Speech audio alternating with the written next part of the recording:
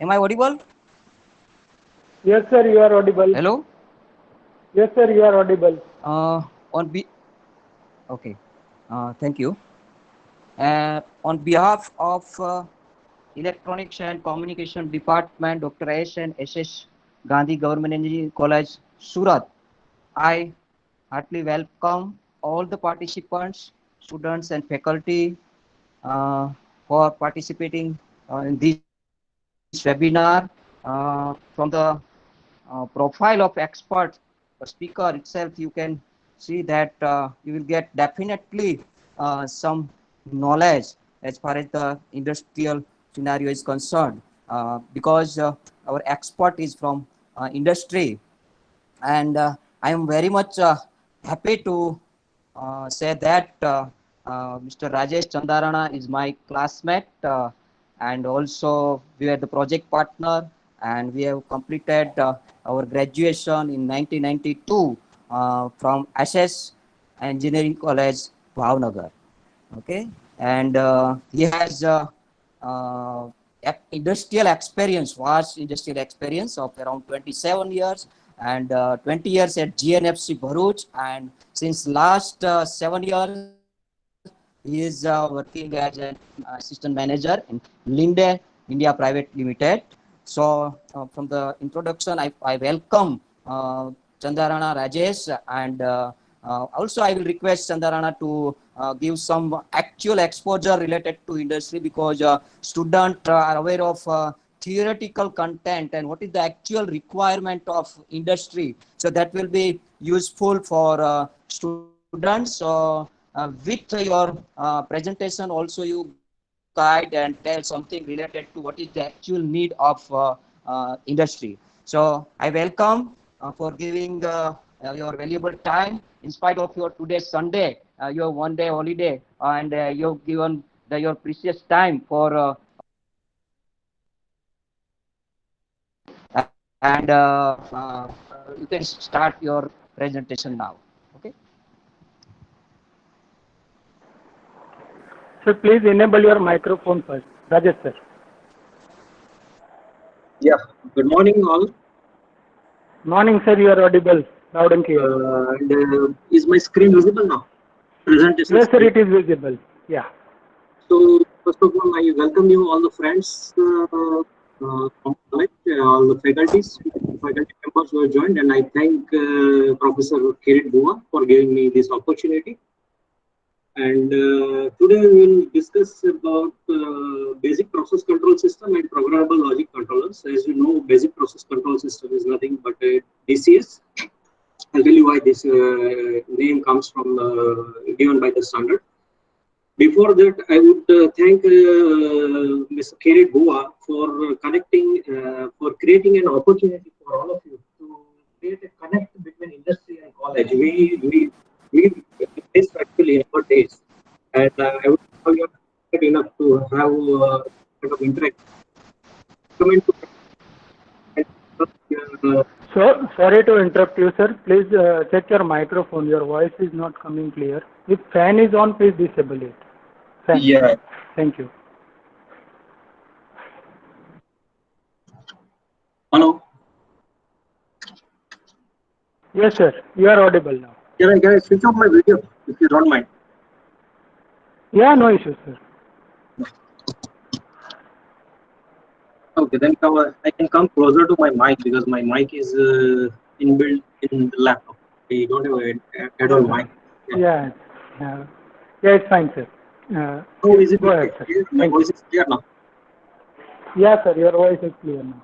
So thank you, Kirit, for providing this opportunity to students to have a connect between industry and the college, which we missed in our days. That was what I'm telling. Without giving into further introduction about myself, Kirit has already told, I started my career from GNFC as a graduate engineer trainee, Gujarat Narmada Fertilizer Valley, Bharuch. And there, initial for 10 years, I worked in different maintenance department of instrumentation section in various plants. And then last 10 years, I was working in the projects department. And recently in 2013, I joined Linde Engineering Company, which is an EPC company, German EPC company. We are engaged in engineering, procurement and construction activity of large petrochemicals and gas plants across the world. So we'll start our presentation with the agenda. I'll say through this agenda what we are. We'll learn about the typical objective of the plant operation, evolution of response time and system hierarchy on different levels. Then what is the exact definition of DCS and functions. Then the basic hardware and typical layout or architecture of the system, and what are the input documents you require to carry out the engineering activities by an instrument or electronics engineer for a DCS. And then various features of different type of DCS, because there are many products available in the market. Then what are inside the DCS, little bit of information on the display, control, trend group, hierarchy, and at last we'll touch upon the evolution of communication standards. And part 2, there is a separate agenda regarding the programmable logic controllers. I'll touch upon that once I come to that. So what is the typical objective of a plant operation? First of all, to protect the people who are working inside the plant and seeing around the plant, and protect the environment, protect the equipment and machineries inside the plant, and maintain the smooth operation of the plant. And our ultimate goal is to achieve the desired product rate with the desired quality. So what is profit? If you optimize from point number 1 to 5, that is your profit. Why I would say optimize? Because you don't need to maximize. Sorry, don't try to maximize. Sorry, Rajesh, sorry, or someone has take over your. Anybody are not, all are requested not to present now. Okay, all of you have to join. Now somebody else has your screen is not visible. Okay. Other participants. Sir, presentation is visible. Sir, Rajesh sir's presentation is visible now. Okay. Thank you. Okay. So why I'm using the word optimize, because you don't need to maximize any one of this, or it need not be at minimum level also. Because when you say you want to protect the people and environment, it's best to keep your plant under shutdown. But that is not for what plant is designed. Plant is designed to run it at optimum level. So it's a trade-off between the cost, what you are spending, achieving all these things, and the outcome you are achieving. And then monitoring and diagnosis, that is the prime objective of this plant operation. So these are all achieved through a process control. So in instrumentation and control discipline, when I say instrumentation and control, I am actually addressing all my electronics and communication colleagues also, those who are studying in that discipline, because I am also an electronics and communication graduate, now working as an instrument engineer. So broadly, we can specify instrumentation and control discipline into 2 different parts. One is field instrumentation, which consists of various sensors, final control elements located on the plant or near the plant or near the process. And second part is the control system, which is consisting of equipment used to indicate, alarm, record, and control, which are located physically away from the plant premises, which you can say control room or a rec room. So in control, it's in continuous control process. Our goal is to keep the variables value on the fixed set point or near to the fixed set point. That is our ultimate goal, to achieve the optimum production level with the quality and safety. In the batch process environment also, the same targets are there, but it's not a continuous process. Once your batch is finished, again you have to restart the batch, unlike the continuous process. And advanced process control, again it's one branch of process control system. What do you mean by advanced control? When you are controlling a plant via a panel operator from the DCS, his role is to decide the optimum set point by looking at 1 or 2 parameters or few other parameters. And an experienced operator can decide the optimum value of the set point based on his experience, process knowledge, and the number of years he has spent on operating this plant. But not all the time all the people are fully vigilant, or you cannot achieve the 100% efficiency or correctness based on the operator wisdom. Here the advanced process comes to our rescue, Advanced process control, what it is doing, it will generate the set point on behalf of operator. So operator has to do nothing. Once the plant has been started, advanced control process will take the action, because it is a computerized control program or supervisory control program which can monitor not only few parameters. Unlike operator, it can monitor hundreds of parameters. There are different disturbances which are affecting your stability of process plant. So this advanced process control will take care of all the things and generate the optimum set point value for efficient process operation. So in early 30s or early 40s, we used to use the process control with the manual on-off valve or some kind of discrete switches. And then after the invention of this pneumatic controller and electro-pneumatic relays, we moved to a little bit better control, but still it was not giving me the right kind of speed and accuracy and performance which are required, that we could achieve only after the invent of DCS, which was entered in the market in early 80s by Honeywell and Taylor or ABB. Nowadays it is ABB system. Before that, we used to have pneumatic controllers in the field and pneumatic sensors in the field. Later on, this pneumatic transmission was possible with 0.2 to 1 bar this transmission signal according to the process variable, and that has created a telemetry system which has facilitated the single loop controllers to be placed at central location in the control room. But still, it was a single loop controller for each and every process variable, whether it is a monitoring or it is a control. For monitoring, we used to have pneumatic chart recorders, and for control, we used to have pneumatic controllers. Then came the electronics controller, single loop electronics controller. Again, this was a replacement of a pneumatic controller, but still DCS was not there, because here we used to control the individual parameter with the help of dedicated controllers. There was no centralized controller concept. And this relay logic we slowly started replacing with the electronics card-based logic, where we actually created AND gate, OR gate, flip-flop, everything from the electronic solid-state electronics, and we try to achieve the desired result or our logic functionality instead of electromechanical relay. And then came the DCS and PLC.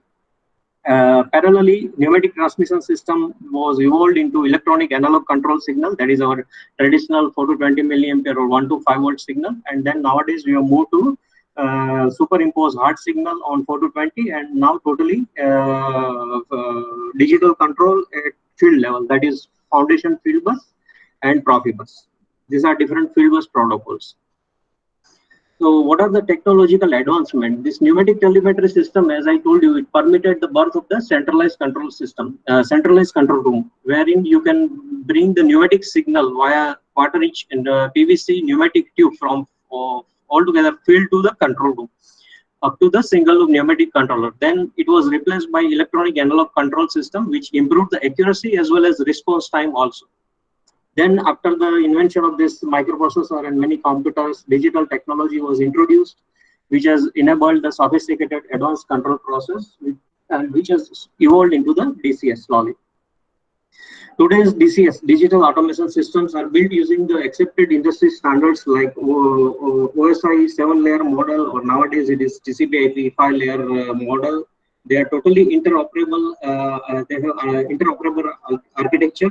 That means you can connect any system with any other system for seamless data integration. Then communication architecture and bandwidth has supported the vast amount of intelligence, diagnostic information, and it has made advanced process control possible.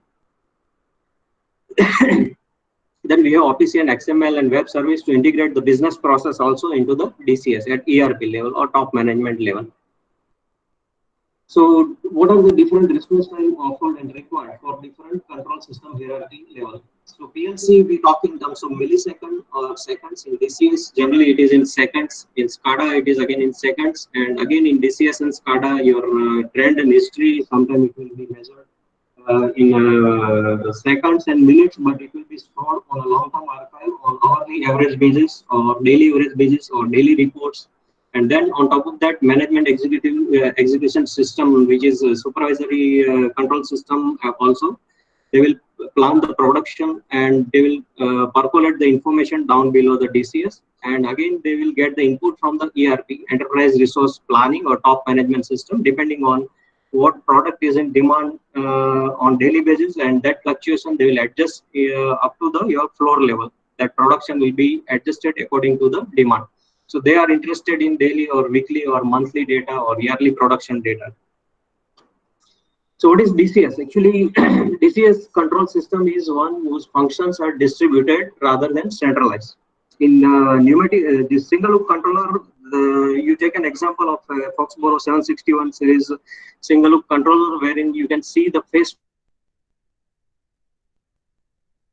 which some are used as a HMI or main machine interface, from where operator used to set the desired set point, or if he wants to take the PID controller in the manual, there used to be an auto manual switch.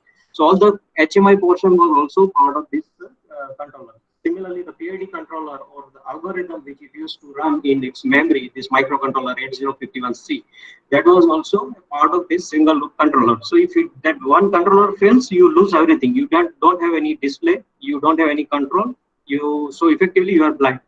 Unlike DCS, in DCS different functions are distributed amongst the different modulars, and another part is it can be geographically located at different locations. So true definition of DCS is it's functionally and geographically located control system. It's nothing but a computer network. DCS does the real-time computer processing rather than transactional processing like our business case. If you go to an IRCTC, this railway station, if you want to buy a ticket, your clerk will enter the required data, you will take the money and you will issue the ticket. Then one transaction is over, like your banking transaction or ticket.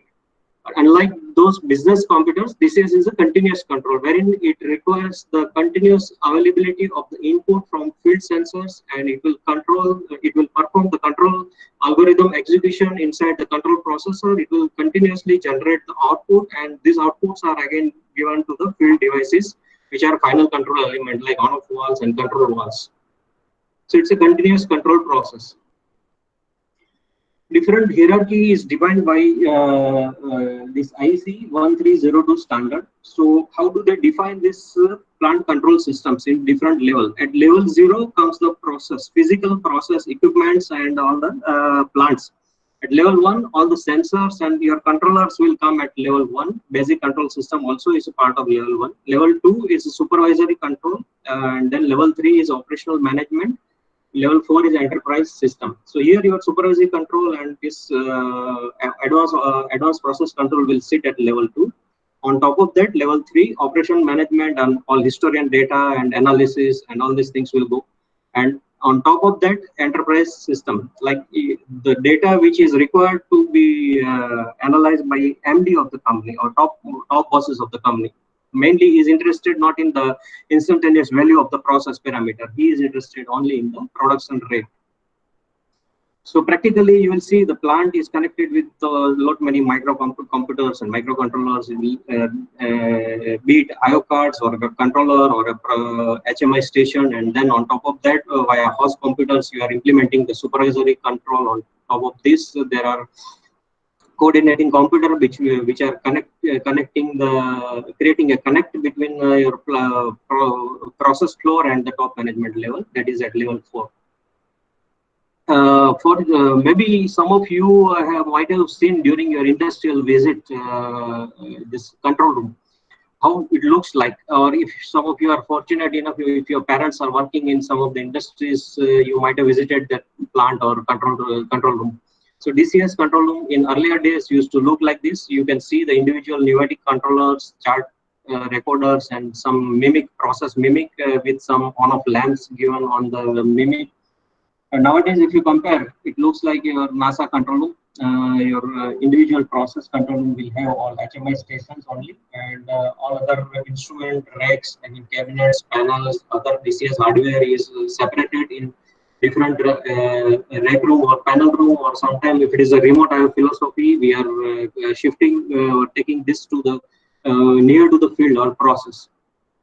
DCS was introduced in 1975 by Honeywell, DDC 2000, and parallelly this Mod 30 single loop controller were evolved in Mod 300 Taylor DCS, and which was taken over by ABB. So they have also introduced in early 80s the DCS. Then Foxborough came in 1990s, and Emerson was the latest entry in the DCS market.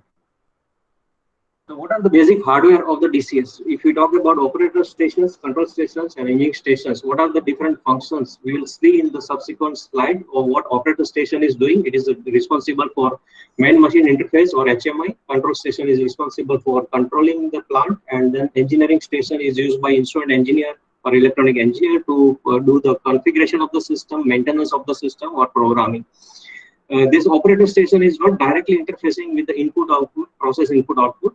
That responsibility lies with the control station. So this is the distribution of the different functions. That is why it is called a distributed control system.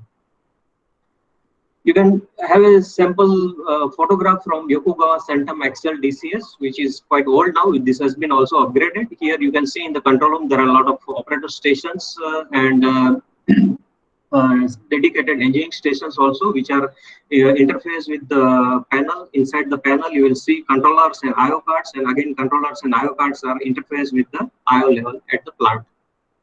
And there are some other interfaces or communication gateway with which it will communicate with other third-party systems. So basically in any DCS, whether it is a Yokogawa or a Foxborough or Invensys or Emerson, there are three basic components, you can say. There has to be an IO subsystem, there has to be a controller subsystem, and there has to be an operator subsystem. These three subsystems comprises of any DCS part. If you see any DCS, there will be minimum these three subsystems will always be there, and on top of that there will be engineering station and a database server, which will be responsible to save the engineering configured program algorithm, and it will be also responsible for saving the historian and trend data and cater to other third-party devices also. So in photograph, it will, in real world, it will look like this. At the plant level, there are sensors and transmitters, and these are connected via local junction box with the help of individual branch cables, which will carry your 4 to 20 milliampere signal from junction box. It is connected to your IO cards in the control room, and this is via multi-pair cable. And depending on the type of signal, you are having different grouping of the signals, like all analog signals and analog input and output you can combine in one junction box to avoid any interference of digital signals. So normally we keep digital DIDO in a separate junction box because of this switching frequency, high switching frequency. It may create some interference also. And instead of this local conventional IO, which are now we are keeping inside the cabinet room near the control room, there is now one more option available, which is called remote IO, wherein we can take this IO card rack also in the cabinet near to the field, so that you can avoid this multiple cable coming up to the control room. And this is a huge cable cost saving with this remote IO philosophy. And on top of the controller is interfacing at both the level. At the down below level, it is reading the input output and performing the algorithm, generating the output and sending the output again to the final control elements, which are on-off wall and control wall. At the same time, it represents the instantaneous value as well as historian and trend data value to the operator via these HMI stations or competence. And you can connect a printer and any other third-party system also on this network. So what are the documents as an instrument engineer or an electronic engineer when you go to industries, and if you are in the process, you are involved in the process of engineering a DCS. If you are putting up your company is putting up a new plant, you are responsible for configuring and engineering the DCS. What are the input documents you require from other disciplines? First of all, your chemical engineer counterpart or your friend who is in process, we call it a process engineer. He will give you the P&I diagrams wherein all the process is described with individual sensors and final control elements. Then he will give you the control narrative, because everything you cannot represent in the P&I. Only simple loops and closed loops you can represent in the P&I, or maybe cascade loops or feed-forward loop. But what happens behind the P&ID, sometimes it is not mentioned in the P&ID.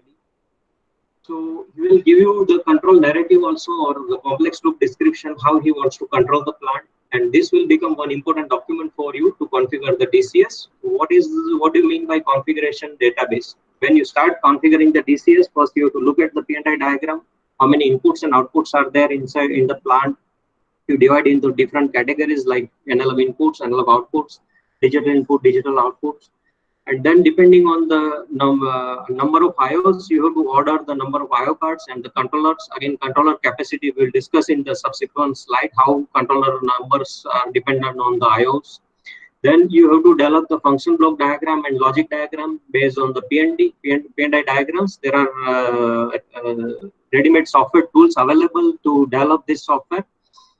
But still, you are not doing actually in this control system as an instrument engineer who is responsible for configuring the DCS. He will just represent the P&I diagram in a simplified function block diagram and logic format, which will again be given to the control system vendor or DCS PLC vendor, based on which he will develop the actual logic, which is suitable to their system. And that is different for different vendors. But this is a generic representation. Then you specify the DCS or HMI, human machine interface, alarm management system, and alarm and trip setting. Also, you get it from the process counterpart. Also, the HMI, how to build the HMI. They will mark up the P&I diagram because your whole plant is divided into different areas and different units and different groups. So, how they want to operate with the help of panel operators, that is done by them. They will give you the markup P&ID to create the different HMIs, graphic displays. They are also providing us alarm and trip setting values, which we will pass it on to the DCS vendor, and accordingly they will program it based on our requirement. Then controller list, how many PID controllers are there, what is the direction of each and every controller, like increase measurement, increase output, that is a direct action. Then rec room layout and control room layout we have to prepare as an instrument engineer or electronic engineer. We have to decide how many, depending on the IO counts, how many panels will be required, where is your control room, what is the distance between the rec room and control room, and how many operator stations and HMI stations you are going to have for your operators. That will decide your control room layout. And what is the plant hierarchy, at what level you will connect the supervisory control system, from where you will give access to your top management for real-time process data. Then further below in the controller, you will decide the controller group display overview, trend group display overview, based on again the input based on the P&I diagram given by your process counterpart. So what are the different features when you are buying a DCS? What would you like to compare? Because when you say that I was able to control the plant with pneumatic control system, I cannot reject technically any DCS or any PLC on technical ground. Because if I am able to control the plant with pneumatic control system, how can I reject DCS? But there are certain features and certain key parameters based on which you can compare the DCS, which different vendors are giving different functionalities. So first of all, you have to look at the system capabilities and what kind of redundancies they are providing, and redundancy again at what level. Because when you are operating a mission critical application or a very complex plant, you cannot afford to have a single IO card controlling the most critical unit of the plant. If that plant trips, if module fails, the entire plant will go into indefinite state, or many pipelines will get choked. Your downstream production unit may also come under shutdown. So that is where your reliability and redundancy requirement comes into picture. Then what are the different DCS components? One most important thing is process controller and its IO capabilities. How many IOs one IO controller can handle? Some people will say my process controller will handle 5,000 IOs. Some people will say my process controller can handle 2,000 IOs. But again, if you compare the price of the DCS vendor who is claiming,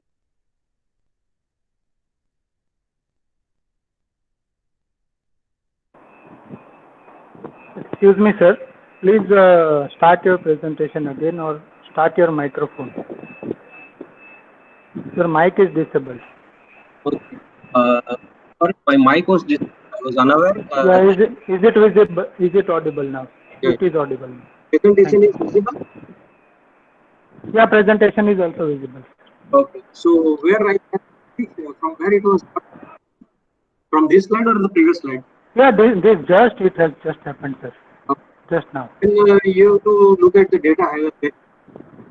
they're offering, what speed and bandwidth they're offering, and what are the HMI facilities they can offer, what is the screen update time, how many displays and operator station they can support, then what are the trending and interfacing facilities available in the system. So these are some of the key parameters which you have to look at the offer when you are responsible for selecting a DCS. When you go to industries and your role is a DCS engineer or PLC engineer, you will frequently come across this scenario. And apparently, or on prima facie, you will see that all the system vendors offer looks look alike, or most of the features are same.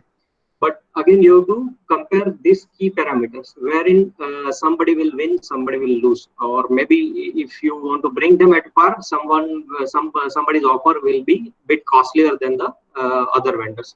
So here your role comes into picture, how judiciously you can decide. And of course, there will be some must-have features and some nice-to-have features also. So then again, you have to trade off whether you want to go ahead with all nice-to-have features or you want to stick to your must-to-have features, which will require, which will meet your bare minimum requirement. So system capability. What do you mean by system capability?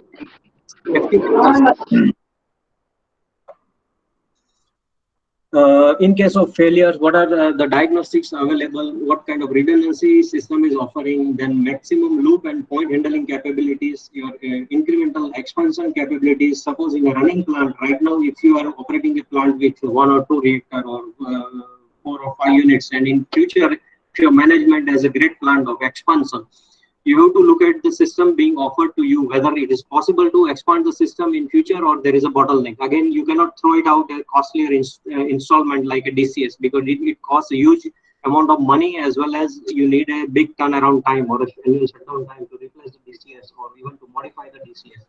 So internal expansion capability, you have to look at from 2 aspects. One is online, whether online modification is possible without taking the shutdown of your plant, or you have to have go with offline modification. So that will also become a deciding factor. Then what is the historical trend and maximum recording hours? In earlier days, due to the storage media limitation, we used to compare the history in number of days. Nowadays, it is in number of years because of terabyte size hard disk, even dedicated network access storage media and RAID mechanism, which will give you the best reliable storage media, wherein you can archive the history data of the plant even without, I can say, practically any limitation. So and when it would be useful, if you want to analyze an incident or accident in the plant which occurred 5 years back, you can easily retrieve those data and compare what were the values of those different parameters in this process at that time,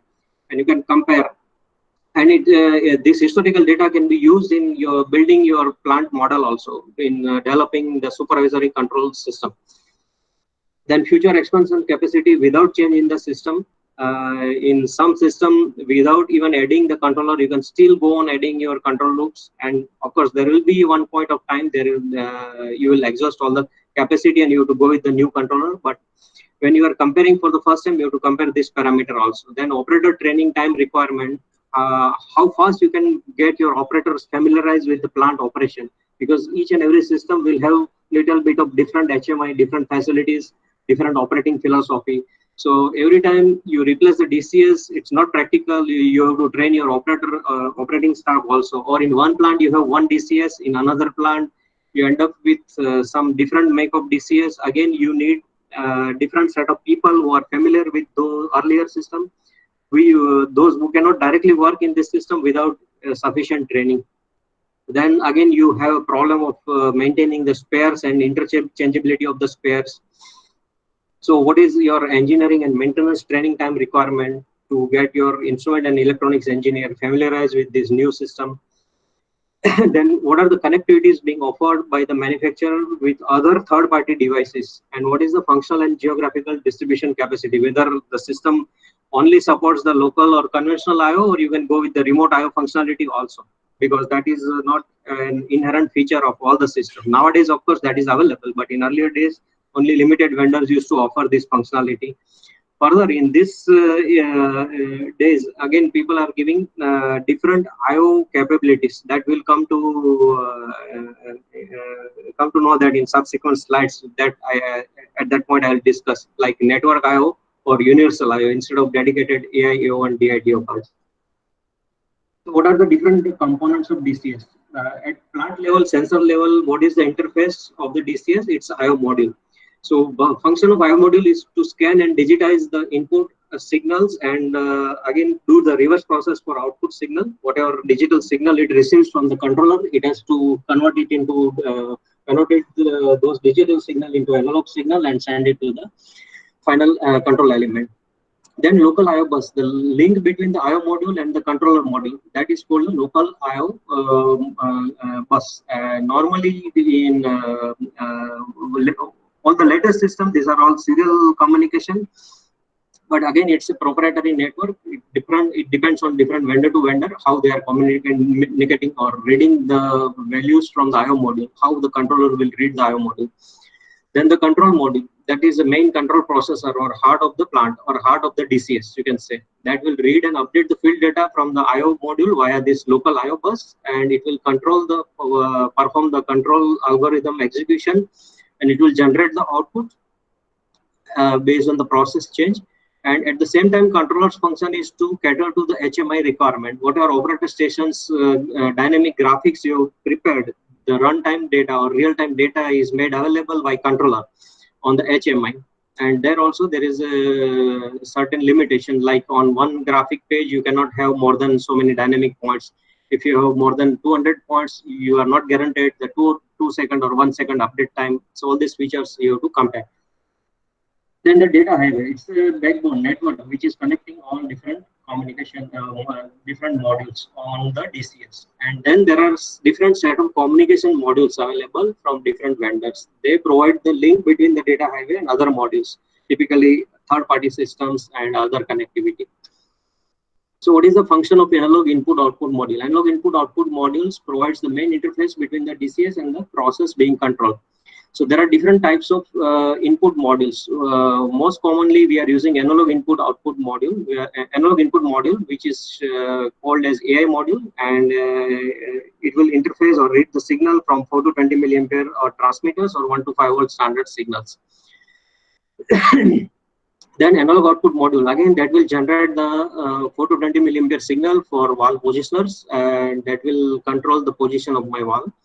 Similarly, you have digital inputs which are coming from different sensors like switches, hand switches, run signal status from your motor control center or MCC, wherein your electrical counterpart will give you the status of pump running and motor running, compressor running signals, and status of their local control stations, push buttons, everything you are interfacing. Whatever comes to DCS, that is termed as an input to the DCS.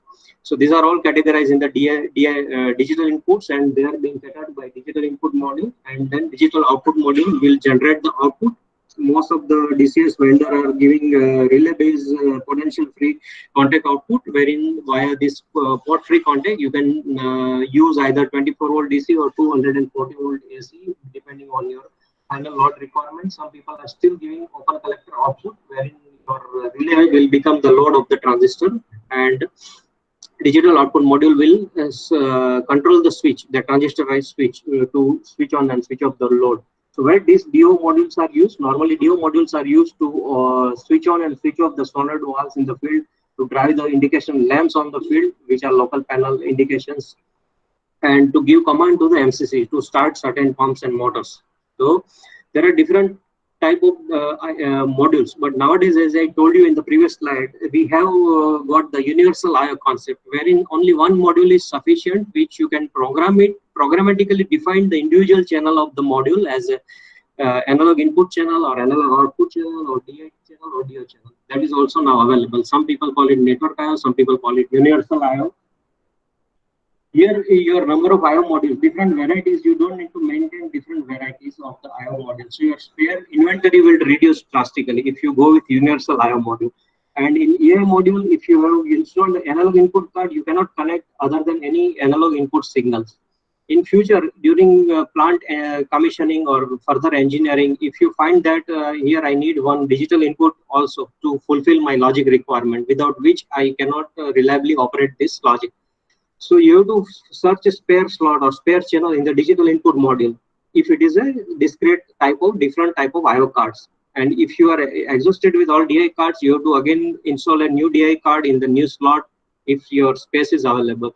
But if you have universal IO, you can add your analog input channel as well as DI channel also. You can configure it programmatically in the same module. That is the biggest advantage of universal IO. Then the IO modules have separate individual circuit depending on the cost. Some people make the analog to digital converter common, like a multiplexer type system. So if one ADC fails, your entire IO card will fail if it is an 8-channel multiplexer and 8-channel input-output card. If it is a 16-channel input-output card and one multiplexer of 8-channel fails, your half of the channels are gone. So, and some people will give you individual ADC for individual channel. Then isolation. Some people offer group isolation. Some people offer individually isolated channels. But again, everything will come at extra cost. You have to look at the scenario wherein whether you want really the individual isolation or group isolation is sufficient for your day-to-day functionality. Like if you are handling mass inputs, only the digital input for monitoring purpose, wherein even if card fails, you will lose nothing more than the monitoring part of the plant. There you can afford these group isolated channels. But if you are really sensing the control and on-off limit switch as a digital input, and you are using it in your logic function, you have to have individual channel-to-channel isolated card, even if it is costlier. Same thing applies to analog input-output card also. And what is the behavior of individual card? That is, we call a fail-safe status in case of short circuit and all load condition. What is the reliability, like mean time before failure and all these parameters? And even if the failure occurs, what is the criticality? Whether the failures are detected automatically, whether they are able to give the indication to the operator who is sitting on the HMI, because instrument engineer is not available on the HMI or display station round the clock. He will be doing his other jobs and maybe he is sitting on the engine station but not round the clock. So this failure conditions should also be announced on the HMI as a system alarms. So all these facilities are provided by input-output module, and you have to check each and every parameter when you are evaluating the system. And the controller module, the function of the controller module, as we discussed already, it's a heart of the control system or DCS. The controller module will perform the IO signal characterization, which are read from the IO modules. These are already digitized by the IO modules, so no need to convert them into digital. And whatever the outputs are being generated by controller, that is again sent as a digital value up to the IO card, and analog output card will convert those signals from digital to analog. The signal filtering is applied again here. If to avoid some bumps and noisy signal, you can apply the filter. Alarming part is taken care by sometime IO module, sometimes it is taken care by controller. It depends on the system functionality or different vendors. Then it is ranging in the terms of engineering unit, because each and every signal gives you as digitized signal between 4 to 20 milliampere, which will be converted into certain count like 4000 to 8000 digital count. So what does an operator understand? What will operator understand from this count? Nothing. He needs to read the value in terms of process engineering unit. So this ranging and engineering unit conversion takes place at controller level. Then control logic and interlocks are performed in the controller. Sequencing and batch control is also performed by the controller. Depending on the program developed by instrument engineer, it will perform its task and it will generate the output, and then it will parallelly pass on the HMI and trending information to operator, and it will gather the data for report collection also. So these are all the functions of controller module. Now you see, if you lose an operator station, what you are losing in a DCS? Nothing. Only thing is operator is getting blind. He has no window to the plant. What is happening, he doesn't know. But still, my controller, if it is put in auto, your PID controller, it will continue to read the inputs from the IO module. It will continue to perform the algorithm. It will continue to generate the output, and it will send the signal to the control wall. So your control process is still safe. You have not lost the functionality of controlling the plant. That is why it is called geographically distributed system. And how do you evaluate the performance of control module? Different vendors will give you different control modules. Like in Tata Honeywell latest Experion PKS system, they now offer C300 controller. In Invensys, they offer CP270, or in Foxborough system. Or in Yokogawa, they offer AFS30D. That is the name they give it to their dual redundant controller. So all these different controllers are basically a computer, small microcontroller or a computer, and each of them has got different capabilities. That they differ in the available memory for configuration, the available idle time, what is the processing capability, what is the IO loading capability, number of available software addresses to handle the input output, what is the execution speed, whether online and offline modification is possible, whether you can add the existing channels only in the available IO module, or you can add altogether new IO module also in the plant, or you can add one controller itself in the running plant, and the peer-to-peer communication or adjacent communication between controllers will happen automatically. This all depends on the control module performance specification. Local IO bus we already discussed. They are responsible for transmitting data from IO module between data controller and IO modules to and from. And the speed and the protocol will vary depending on the different vendors. Again, communication module, different people are offering different communication modules. Some DCS vendor offer the communication module at IO level. For example, Yokogawa is offering RS-45 and RS-232 module at IO card level, which will be read by the controller. Whereas in case of Honeywell, you cannot interface the third-party system, which is talking over RS-45 interface on Modbus protocol at IO level. You have to convert this RS-45 into Ethernet signal via this telnet server and terminal server, and this terminal server are connected at operator station HMI level bus, and then data is read by their via OPC into their main server, and then you can integrate into their Honeywell system. So different systems, different communication modules. Then real-time data highway, the backbone of the entire DCS.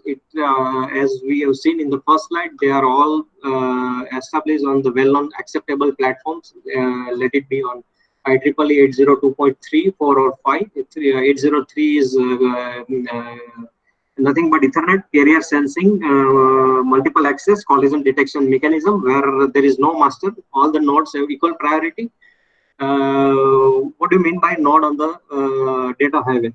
Each operator station is a node. Each controller station is a node. These are all peer-to-peer stations, and there is no priority amongst them. Yeah, each of them can communicate whenever there is a requirement. If there is a collision occurs, they will wait for few nanoseconds. Again, they will again try. That is covered in this protocol 802.3, and 4 and 5 are bus using ring token passing, and one of them is ring using token passing. In mode 300 olden days, there was a ring using token passing. So there used to be one master who will generate the token, and the station which has got the token, only they can talk to other stations. The topology was ring. Here the topology was bus. That was the only difference. Then whether it is deterministic versus non-deterministic. Deterministic means it is a token passing network where each of the stations node or station will get its turn to talk to other nodes, whether it requires or not. It will get the token.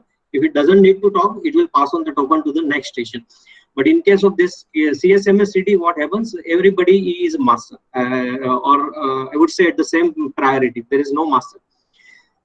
So here the communication, they theoretically refer it as a non-deterministic, but here it is in case of this token based communication protocol, it is deterministic communication, means you will not lose any turn of any of the stations to talk to other station.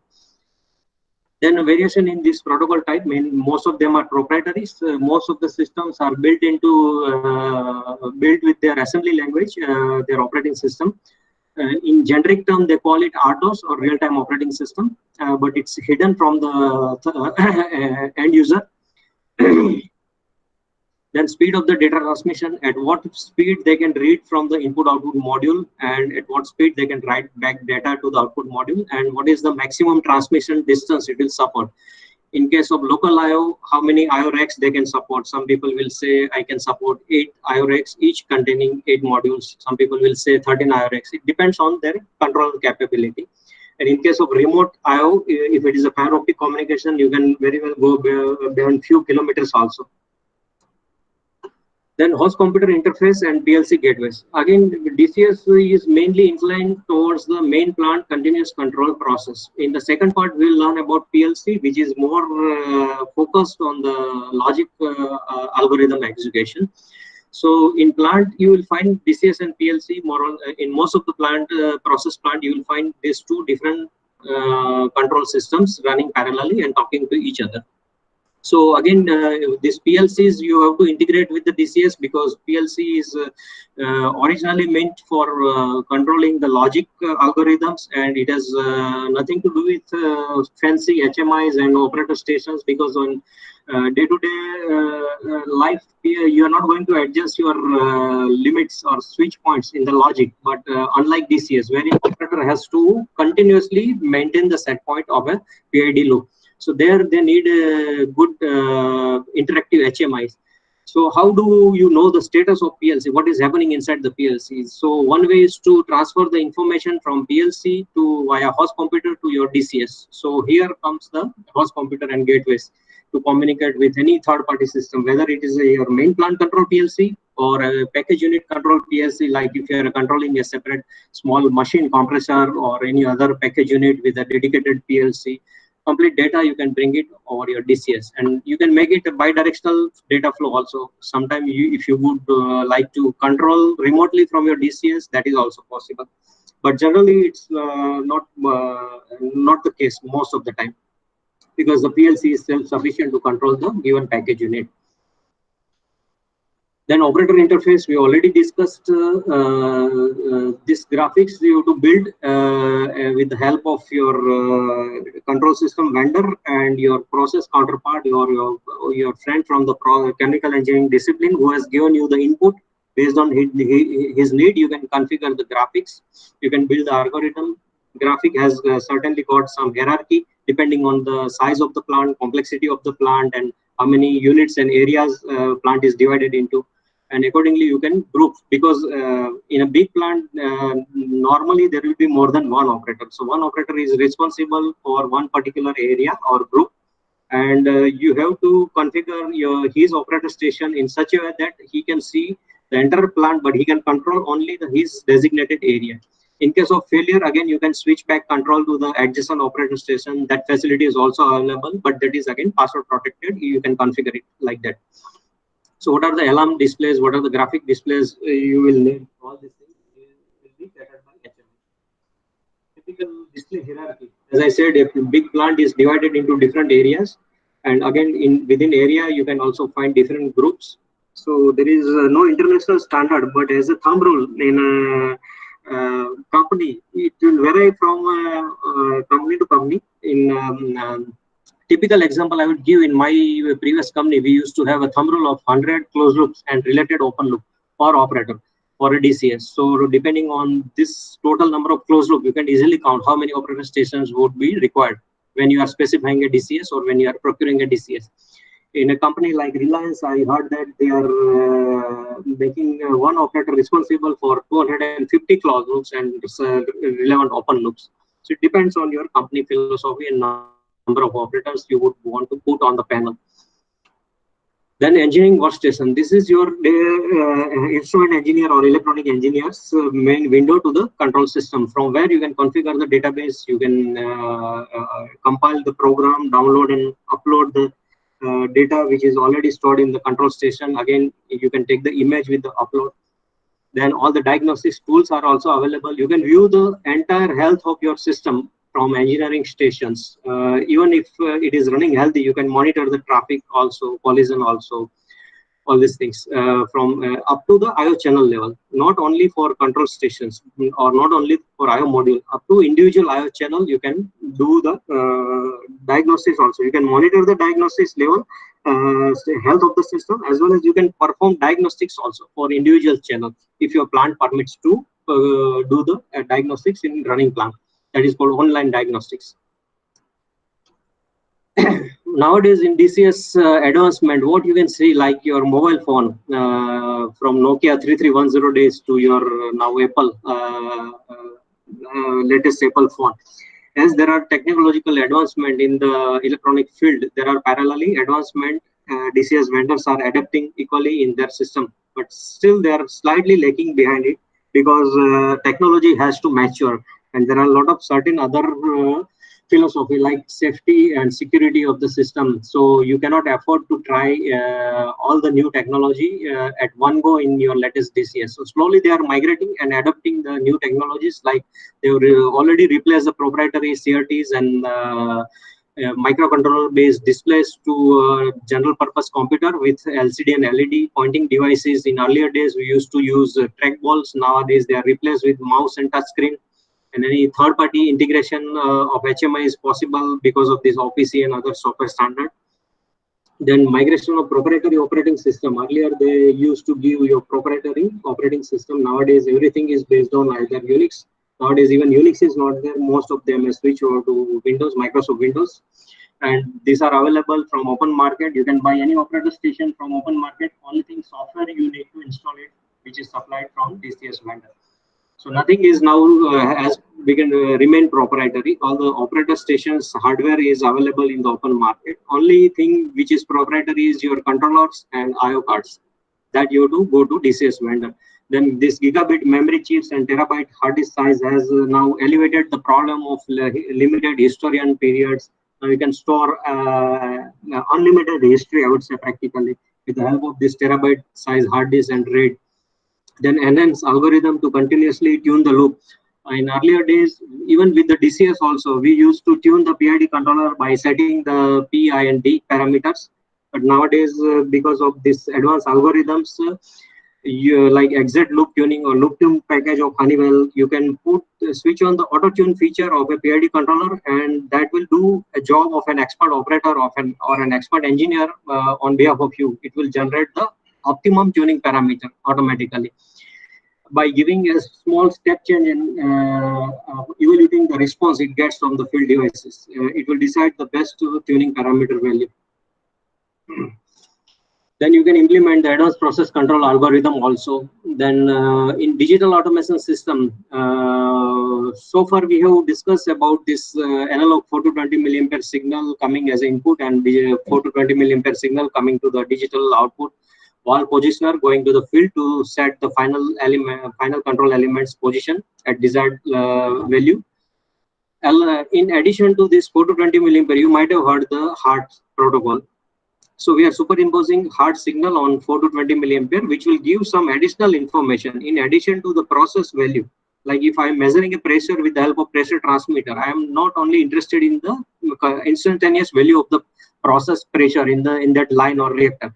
What I am interested in is the health of my pressure transmitter also. So via this HART digitized parameter, you can transmit the diagnostic information of the transmitter also. And moving forward, one step ahead with field bus protocols like Foundation Field Bus and Profibus, you can completely digitize the signal transmission right from the field transmitter up to the control room. So you can do it with the individual pair of 4 to 20 milliampere signals via different wires and multiple cables. You can save a lot of cable costs and copper. You can multiplex the signal on a high-speed digital communication bus from multiple transmitters with one pair of cable only up to the control room. And in control room also, you have Foundation Field Bus or Profibus IO module, which will be able to read the data from Foundation Field Bus type transmitters or Profibus type field devices. So this is a digital control. The only difference between Profibus and Foundation Field Bus is in Profibus you don't have control in the field. In Foundation Field Bus digital level, field bus protocol, you can implement the control also in the field. So nowadays your control function has shifted to the field. If you have, for example, one transmitter measuring the pressure and one control valve on the same line at 5-meter distance in the downstream, you have a control valve which is called a PIC, which is controlling the pressure in that line. So when you say that my transmitter is smart, my digital valve positioner is smart with Foundation Field Bus, why do you need to go to the control of the DCS to perform the PID algorithm? Why it cannot control, execute the PID algorithm in the field itself? So you can have the digital valve positioner which can offer you the functionality of a PID controller in the field itself. So it will read the value from the pressure transmitter if they are connected on the same segment of the field bus. Of course, different segment is also possible, but that is not advisable. So it will read the instantaneous pressure value. It will perform the PID algorithm inside the field bus wall positioner. It will generate the value, directly digital value, and it will set the position of the wall at that particular required position.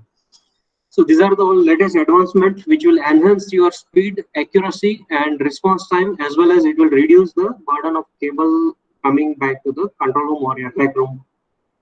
So this is the chart I was talking about. After the HART and FF, again with OPC, you can transfer huge amount of data from one system to other system. And nowadays, research is going on high-speed Ethernet and power on Ethernet, by which we can get the individual field transmitters with this IoT kind of things. But that is not yet popular in the instrumentation field. It's still limited up to the commercial household equipments. But definitely one day it will come to the field level also, instrumentation field level, IoT things. Today's DCS, as I told you, Honeywell is selling a latest Experion PKS DCS, that is a trade name with universal IOs.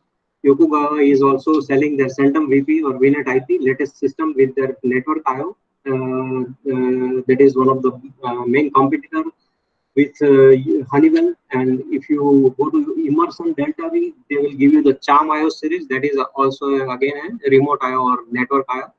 Siemens is also giving Profibus IO and remote IO solutions, Siemens PCS7. So these are all the latest systems available in the market. So with this, I will conclude the part on the DCS. I would like to have questions, if you have any, or you can ask later on also by sending email if something doesn't pop up in your mind right now. Sir, just I had one question. That what is the trade-off between selection of a DCS system and a large number of IO PLC systems? Main trade-off is how complex your process is. If you have so many PID controllers, normally we don't generate we don't execute the PID control algorithm in the PLCs. So depending on your plant complexity, nowadays even we are not using general purpose PLC also. We as per latest IEC 61508 standard for safety PLC, depending on your SIL 1, SIL 2, SIL 3 classification of your process, we have to have a separate PLC. There is no choice left to us. There has to be a separate basic process control system, which we call it a DCS, and there has to be a separate safety PLC, wherein you can implement all your safety interlocks and algorithms. So here there is no choice. You have to have a safety PLC implemented in your plant, and slowly it will come in most of the process and plant. Nowadays, in Western countries and in Europe, this has become a de facto standard, but in India, still some small-scale industries, they don't look at this aspect of the segregating the safety PLC functions or logics in a separate dedicated safety PLC and plant control signals into a DCS. But a day will come, mandatorily it will be required. Okay, sir. Thank you, Because sir. the focus on PLC is not on the control of the plant. Focus on PLC is more on control of the logic. And again, HMI, you will not find a dedicated HMI with PLC. Of course, you can say Siemens is giving PLC with PCS7 HMI. That is fine. But nowadays, all the vendors have integrated even their make of PLC along with their DCS. So it comes as a bunch. The DCS and PLC both are sitting as a node of a one common backbone system. So that's simply integrated. Okay, sir. Okay, one more thing I just wanted to make it clear to all the participants, that DCS is mostly found in large scale and process control industries only. Is it not the basic requirement of, you can say, shop floor manufacturing process in all that? In all that area, you will find PLCs only. Yeah, you can very well implement PID controller also in the PLC. You can have analog output card from PLC also, PLC vendor also. You can control your wall also. But in PLC, normally what we do, depending on the IO size and your program complexity, once you compile and download the program, you come to know that my complete application cycle time is 500 milliseconds. Now, as you go on adding the number of IOs, that will increase. So it's not guaranteed that now you are again performing the same at 500 millisecond. If my process safety time is 1 second, I have to have my application cycle time less than half of the process safety time, that is 500 millisecond. I cannot go beyond 500 millisecond. So in those cases, one option is to have a separate dedicated controller beyond certain IO for sales. Whereas in DCS, once I configured one closed loop at 250 milliseconds, DCS will give me the guarantee that it will be executed at milliseconds. So that deterministic behavior of loop control, I get it from the DCS, irrespective of number of IOs. Okay, sir. One Thank more you, sir. question. Mm. One more question, Yeah. Rajesh. Nowadays, most of the curriculum of university, we have basic control Yes. system in EC, and in IC, some advanced control subjects are there. But Mhm. as per the need of industries, should students go for the extra courses like PLC and SCADA that will be useful for a student in industry for placement? Yes, yes, I would definitely recommend to incorporate some of the basic requirement of IEC 61508. This is the Yes. most recent standards. I don't know why it has not been integrated in the latest curriculum of your GTU. I'll type the name of the standard, IEC 61508. Of course, this is not for us. It is for PLC manufacturer. But for us, it is IC 61511. This is a big umbrella of standards, and under the IC 61508, IC 61511 pertains to the process control, IC 61513 pertains to the nuclear plant. So at least we should include some of the basic features of IC 61508 and PLC in more detail in the curriculum. That is similar to suppose nowadays 8085 microprocessor is not used, but basic of microprocessor to know it is necessary. Like this, No, no, no. if Yeah, the yeah, student make that is very much career, necessary. Now, from my experience, I yes, would say that once you learn the 8085 from Ramesh Gankar, you can program any system, yes. any time system in the entire world. Nobody will stop you. But Once you know nowadays, assembly I language, think it is not in curriculum. Okay, Yeah, once you know the assembly language programming of any one processor, you will be able to program in any language. and nowadays all Yes, some sir. private consultants are running the courses like PLC and SCADA. That is useful for a student when No, no, goes to no, no, industry. That is my no, no, main no. question. They will just give you an overview. If I am running an integrator, I am working as an integrator. I am tied up with some Siemens or more or one kind of or two kind of PLC manufacturer. But what I can teach them, I can teach them Okay, the programming and methodology and functional system architecture of my particular PLC. But again, if they go to industry and okay, they end up with some different vendor, nothing will be useful except the concept. So your programming effort, okay, okay. So if Siemens, yes, it will go and win. yeah, What my point is, like if okay, you know assembly language, you will be fully equipped to programming any system in the entire world. okay, okay, okay. Now, When that I change, then okay, hmm, okay. Over I to just want yeah, to put some words, sir. hmm, Uh, yes, just uh, just some words regarding the university curriculum and all the things. So the basic issue that all the universities and institutes find is the availability of resource person to teach the latest things running in the industry. Those who are working in the industry are barely available to institutes for teaching the things because they have a lot of responsibilities and in their running plant yes, and in definitely. their given yes, assignments, and the faculties are having less exposure to the industry, and they are stick to the older and basic curriculum. This is the a big trade off while going to the latest trends in the industry and teaching the basics in the curriculum. And one more thing is that students are you can say very comfortable when we are teaching them basics, but when we go directly to Yes, the advanced level, suppose we go for DCS directly, I think the students find some issues in understanding the things without having the experience of the practical industry environment. So I suggest is that institutes shall organize maximum industrial visits with at least yes. one full day visit to all the plants, and they Or we should can have some one presentation of the manager level person at the industry, So that will Yes. give insights to students. Or another way is that we can, at institute also we can invite the industry people. Okay, if possible, if someone came, then. Okay. Yes, I would say like in Trichy Regional Engineering College, it is adopted by the Bell. Bell factory is very nearby. It is located nearby, so they have full access to their workshop, their factory, and all these things. So why we cannot create a connect between industry and colleges within Gujarat itself? Because we have lot many small scale and large scale industries. So that also Yes. can sort of. And one more thing, as Kirit suggested, yes, you can invite us as a faculty member frequently in the college also. We are ready to come. Of course, not everybody every time will be able to spare the time, but of course, we can give back to the society what we have received so far. It is our moral duty also. So I would be happy to visit your college also in future. Okay, as per your convenience, okay, we will invite and we will arrange. Okay. So Uh, now, before going to the part two, just 1 minute.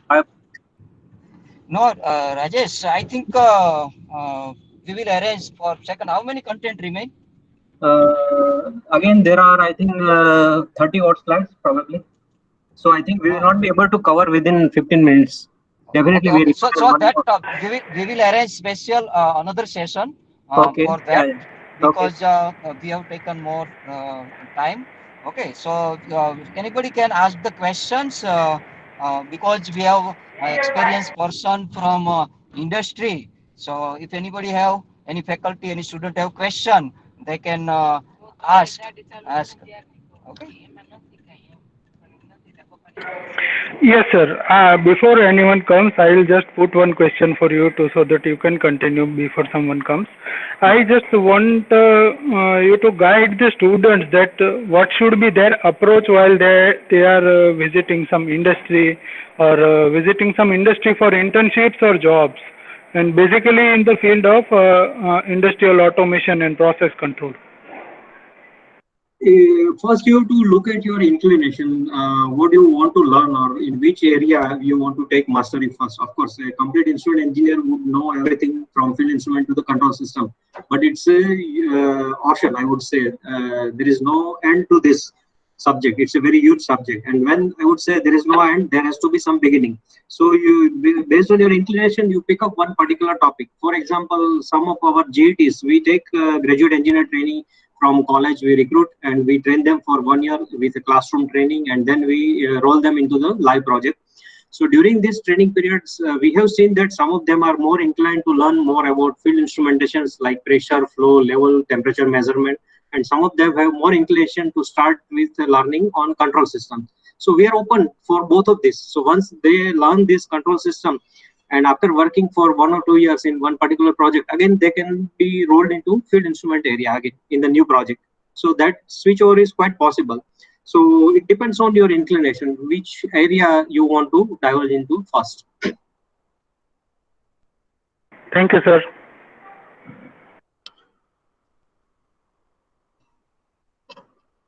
Just participants to enable their mic before they start asking their questions. If any participant has some question, please put your words. Thank you.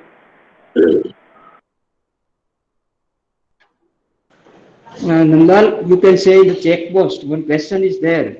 Uh, what is the predictive maintenance and what is the foundation field bus?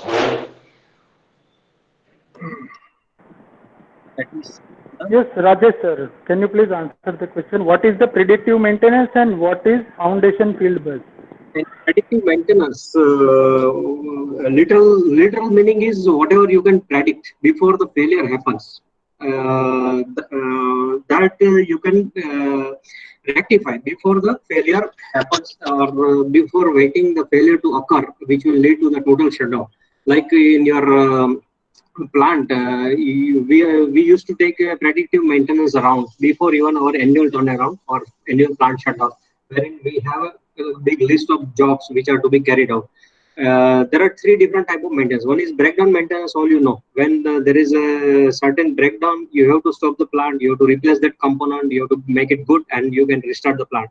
It is a normal breakdown maintenance. In preventive and predictive maintenance, you will carry out your maintenance strategy in such a way that you can prevent the further deterioration of your assets or your equipments in the plant. Like when you take a round in the plant, you can easily look at the surroundings, look at the deterioration of the installation, like your cable gland has come out, or your enclosure is not in proper shape, your sunshade is removed by some mechanical maintenance engineer while doing the maintenance at that particular location. So you can make a list of all such things, and you can prepare a preventive maintenance checklist, which you can carry out during when the plant is running. And based on the certain diagnostic information, you can predict that this transmitter is, when my transmitter is going to fail. If it starts from most of the failures are not abrupt, it will give you some indication. Based on the diagnostic signals, you can always predict some kind of abnormalities in your transmitters or in your impulse line. Nowadays, transmitter vendors are giving inbuilt algorithm to find out the impulse line clogging and all these features. Or in control wall, you can have a signature of the control wall, and during predictive maintenance, you can again compare your base signature with your current signature, and you can find out that what are the maintenance required. My friction between my stem and gland has reduced, so there may be some leakage also from the gland of the control wall, or there is some obstruction. My travel is not wall is not fully closing or fully opening. There could be some restriction. So based on the wall signature, you can compare this with the earlier as installed signature with the current signature, and you will know the difference, and that will predict some kind of failure which will occur in near future that you can avoid. Thank you, sir. Thank you. What was the question? Next question. What is foundation field bus? Yeah, foundation field bus is a digital field bus communication protocol which will transmit the signals to field transmitters via a twisted field bus cable up to the control room, and it can transmit, being a digital signal. You can multiplex multiple signal in one pair of wires. Wire, we call it a spur cable from transmitters to field bus junction box, and from field bus junction box to the control room, we call it a trunk cable.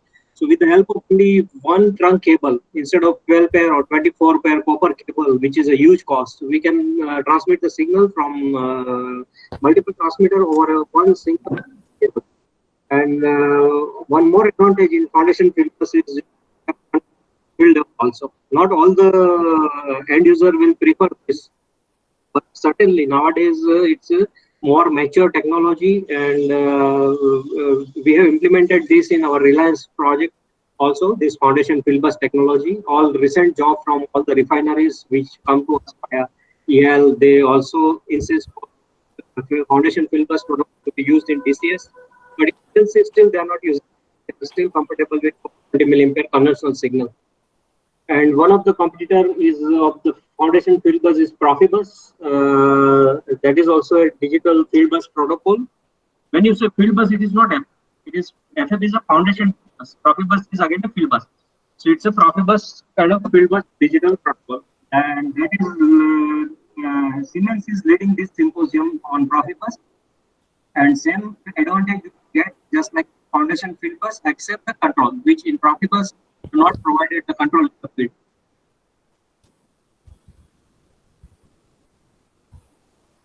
Okay, sir. One more thing I wanted to discuss.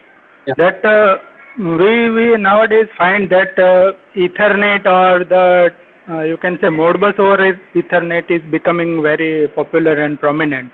Yes. So the one thing is that there should be some backward compatibility, that we understand, but I think that there is a huge scope for the engineers who know networking better, because networking will become the core of all the process control systems, or DCS, or you can say large scale industrial automation and all this thing. What are your views regarding that, sir? Reliance, I thought that they have a dedicated team of Unix administrator, because the Foxborough system was running on Unix based architecture, Solaris, that is the Sun Microsystems operating system. And they have hired not the instrument engineer but the computer engineers and network expert to maintain and manage the DCS network. Dedicated team of network engineers. But for instrument engineer, it's not only sufficient to know the networking in full detail, because you have to have a knowledge on field instrument also, on programming also, on process also.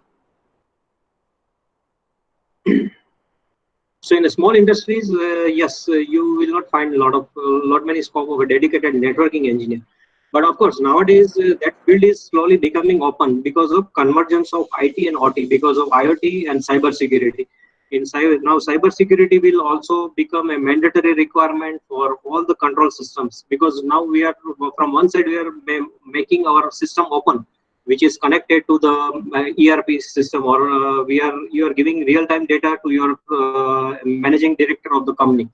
So when you establish this connect via gateways and host computers, there are all the chances that you may end up in some threats. It may be virus or Trojan, or which can bug up your entire DCS network. It can slow your entire HIS operation, and this has happened in past in many big nuclear plant also, like in one of the incidents in Siemens operating system in Iran's nuclear plant. So cyber security is now a very hot topic, wherein some people, if they like, they can make a dedicated career, I would say. And in coming days with the IoT, this field will more converge with IT and OT, operation technology and information technology. Thank you very much, sir, for your response. Thank you. If any participants have some questions, now I request Dave sir to please extend vote of thanks and continue. Thank you, Dhandukia sir. I am Tushar Dave, Head of Department, Electronics and Communication Department, Gandhi Engineering College. Behalf of students and our staff and our institute, I am very much thankful to Chanda Rana sir. He has spared his time today, and it was indeed very interesting and successful webinar delivered by him. And for particularly this webinar, I can say that previously in Friday and Saturday, we did the seminar in which the experts from the academics, and today you are from the expert from industry. So it is a totally a different flavor. We got it, and that made it interesting. And I think today we have received maximum questions, so that I am assured that the participants are also having the full of knowledge webinar, and I think this is a successful one, and I'm sure that we will invite you for the next session so that we can take benefit and deep knowledge. Thank you, sir, Chanda Rana sir, and thank you, Dhandukia sir, for giving us a platform. Thank you very much. Thank you, sir. Thank you. Thank you very much, Chanda Rana. Thank you very much. Thank Let you. us end. Can I leave? Yeah. Yes.